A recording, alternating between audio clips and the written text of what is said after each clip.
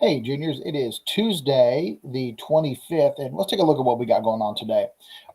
Last week, you took the best source that you had that described the problem and you evaluated it, right? And we talked about how it was important to understand how the source was valid, why the source was really credible, what value it gave to you as a source in your paper. And then we also talked about the fact that we wanted to make sure that we really understood the source so that when you pulled a piece of information from it, you felt very comfortable with it. You understood what it said and what it meant, and you know how it's going to help your reader buy into your position more. We did the problem source last week.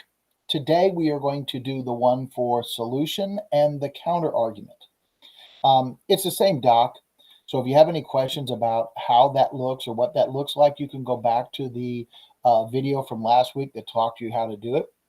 You will see here that we will first off label it as a solution or counter argument so we know which one it is. Very straightforward. The first page is very straightforward, like, all the main information, a summary. And then on the second page, that's where you get into all of the pieces about the actual analyzing of the text, right? When you're answering these, please make sure that you're using a sentence or two, that you really explain yourself. When you say yes, no, the author is credible, this was published within just the last couple of years. It's not just that, but you have to explain why you think that is beneficial or helpful to you. So make sure you take that second step and that you are doing a full explanation, not just making a comment as you go along. You will notice here that there are two of these because you do have two sources that you're doing. So it's just on the next page. You just have to keep scrolling down to find the next one.